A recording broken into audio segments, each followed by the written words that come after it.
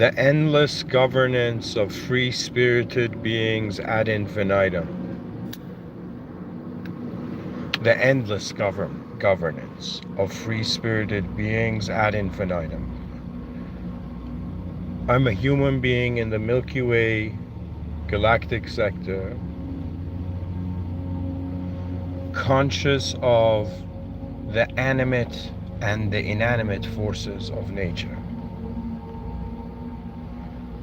And so I found it important to discuss, just open up the discussion, the idea that, okay, how are we going to endlessly govern the advancement of human beings in existence? So that's this whole episode, is just looking at this like puzzle and being like, okay, what now?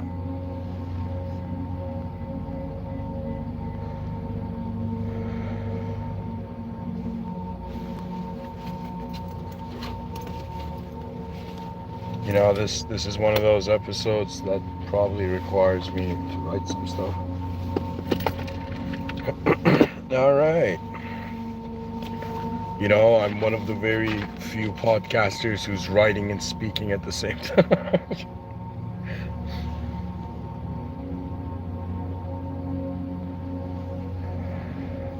Okay, so one aspect is the endless governance. What does that mean? And then we have of free-spirited. What does that mean?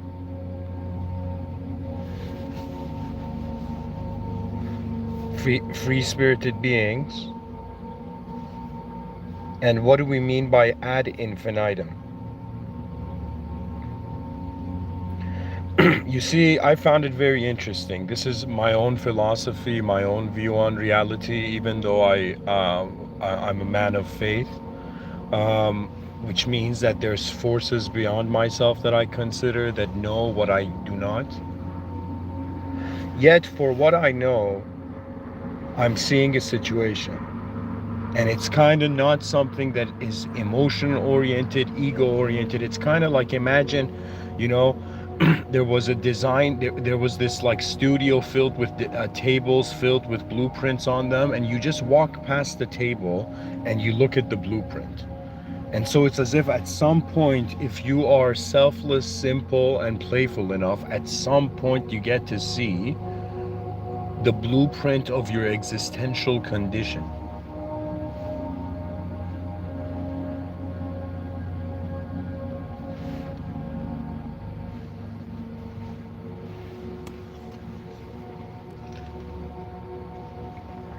We cannot ignore the sounds of our world. We cannot ignore the inefficiency, and we cannot ignore the potential of efficiency. You know, everybody's living for a better life, but what does that mean? Have we actually looked, like, have 8 billion creatures on a rock, you know, you know, a pebble in a light beam, have they in some sense looked at, all right, what's the situation really? You become a different human being when you see beyond the world that you promised yourself.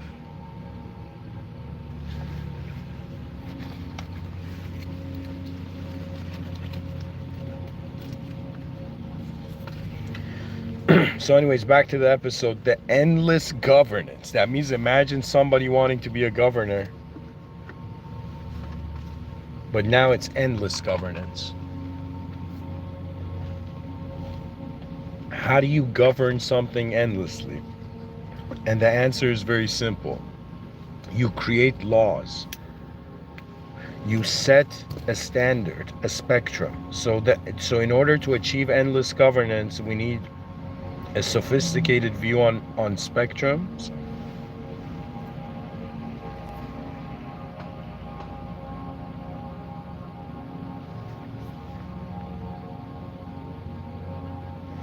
And standards, which both equal law. So we need laws. So if we want to endlessly govern something, we need laws that are endless.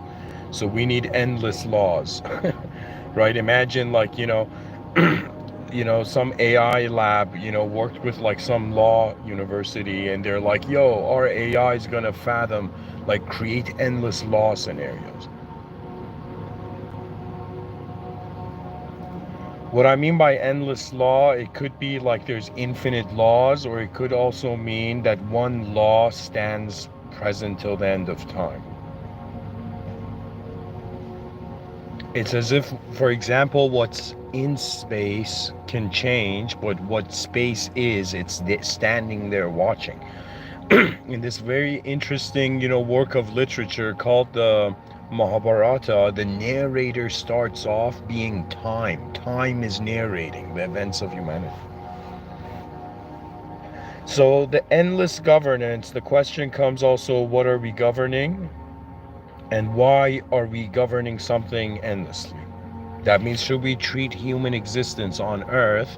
Should we treat ourselves as a phase in nature? This is what nature looks like now.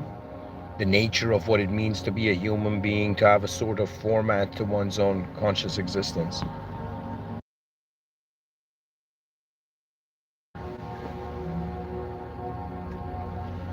What freedom awaits us that we have not yet recognized? Right? So we go to the idea of free-spirited beings. So endless governance is figure out what you're governing, figure out what endless means in the context of what's being governed, right? And pretty much it means a strategy. So the endless governance means a strategy and an endless successful strategy. That's what it really means. So if we want to govern human beings on Earth, we need to find a strategy that can, in some sense, pass the test of time. What I realize is that the more a person talks about existence, the more they're talking about what eternity can relate to. Sometimes when I give talks on existence, I feel it's like a coin. There's non-existence as well, and my mind fathoms all the moments where I've wondered stuff just stop existing, value evaporating, you know? So from endless governance, we come to the conclusion, all right, we need a strategy, an endless successful collective strategy. That's what it means, really.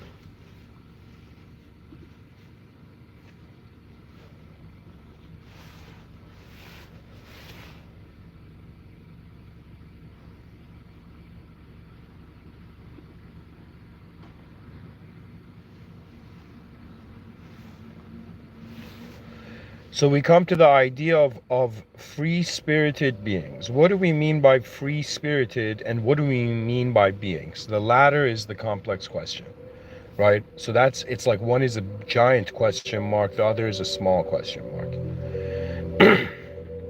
So when we wonder about what does free-spirited mean when that is attributed to a being, right?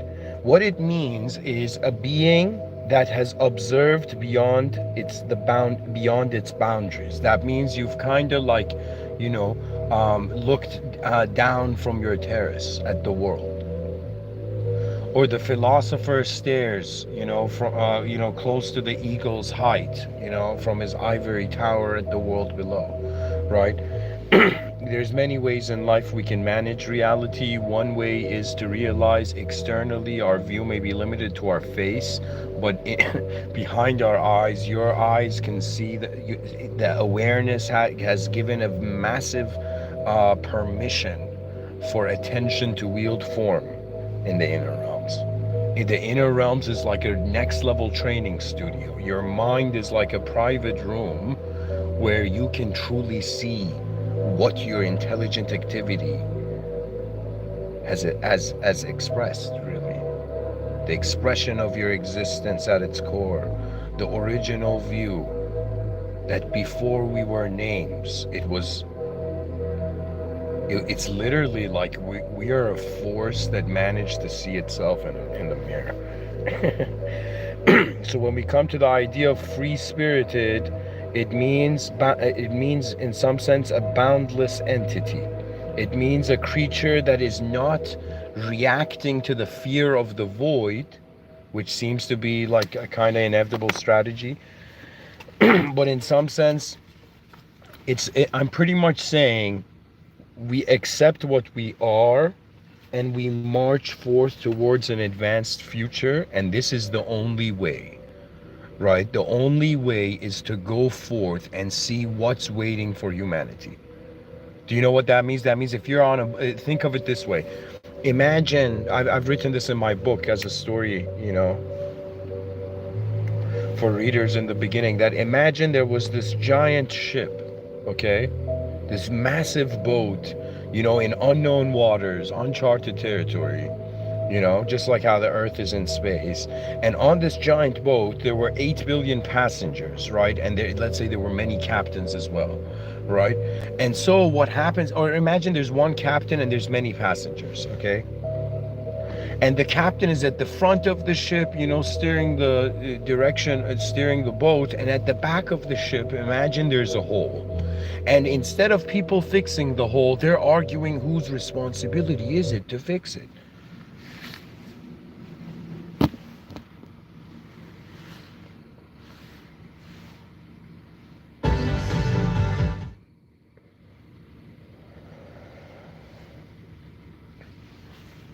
Anyways, until the music comes back on, for some reason the computer is restarting. I think I put the phone on the turn off button. Okay, anyways, what I'm saying is a free-spirited being is a being that has surpassed the boundaries of its uh, self-creation, okay?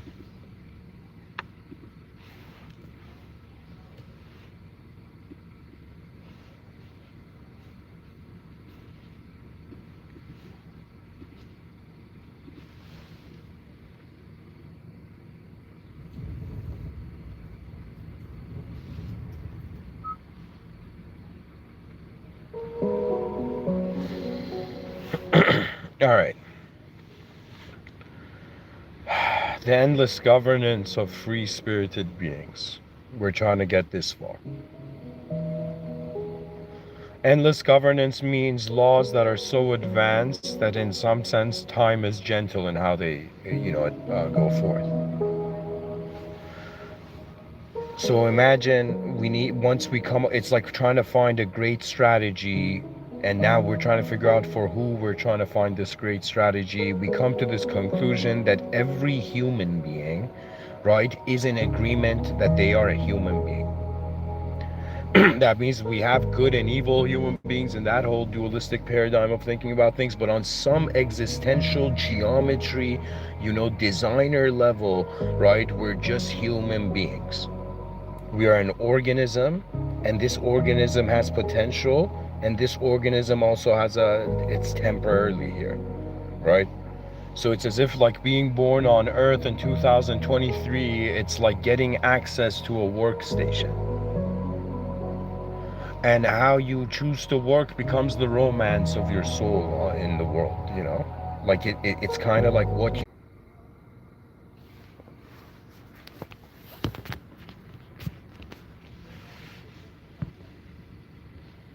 Okay.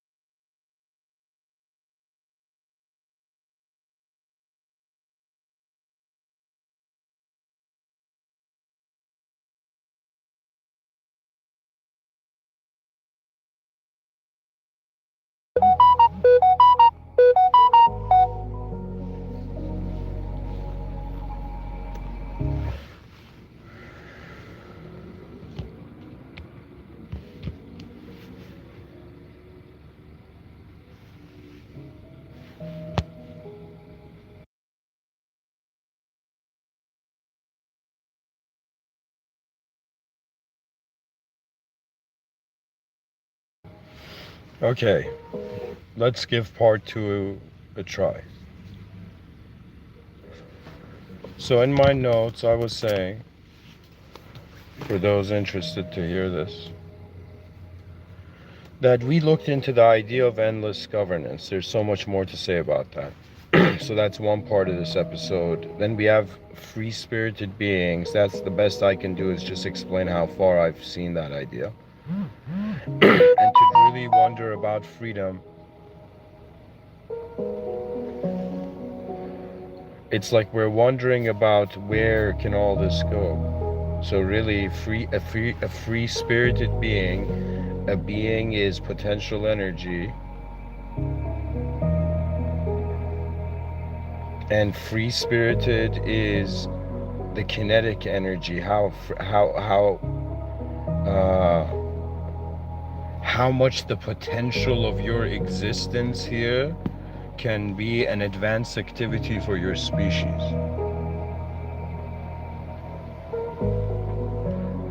Pretty much, it's like I'm this person who's saying, all right, the species has to pass the test of time. The species has to, in some sense,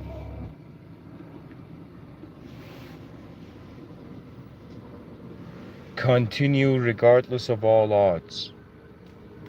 Either we're a phase in nature, a short-lived or a biological experience, or we are something more. Or the destiny that the human species has in this massive void, in this massive cosmic expanse. Just take that in. You know, for me, it took me a while to understand that I should laugh at normality. There's nothing normal about this world. When you realize that, it's a kind of like aha moment.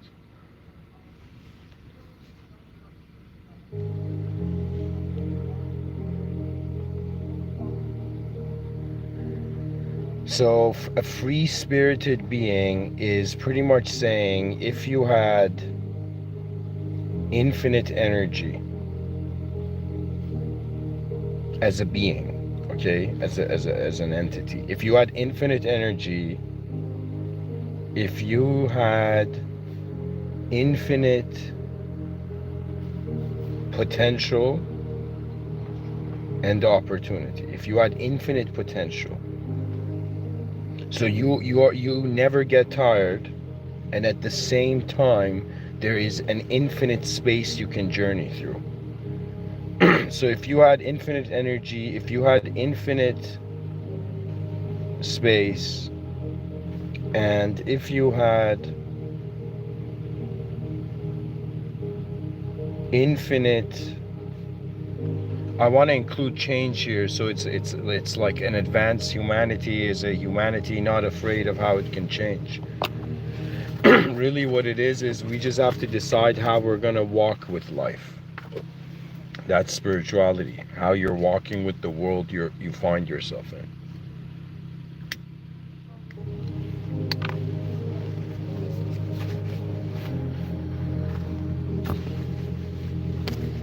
So a free-spirited being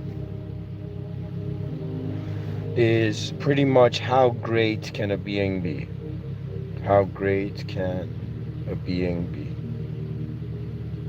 That's an incredible title for an episode. But how great can a being be? So this is the definition of a free-spirited being. Then we come to the idea of ad infinitum. Ad infinitum means the human mind has to attempt to fathom immortality. My conviction is our bodies are temporary, our minds are behaving like immortals. Like, what can a personality in the void do, to all those Jungian fanatics? You know, what is the value of an archetype in the void? What is the value of the original nature surpassing the unnatural noise? What if there was a genius to nature hidden within how machines were designed, because where they were was their definition? Do you see, the world can be so advanced. And the human story is just like, one piano key. And so what shall our species do? How should it in some sense step forth into the future? do you know and people are like, yo man, we don't need leaders, we don't need authority. That's the same as saying level everything to the ground. It's as if the great work of our ancestors, whether they were selfish or selfless, good or evil, whatever they were, right? It's as if this is what they pass down to the living humanity. Right now, when I'm giving this talk and you're hearing it, me and you are in the frontier, in the front of the grand battle, right? It's like where everybody who's alive biologically, you're in a battlefield right now. But this is not a battlefield where fear, it's not a battlefield of loss, it's not a battle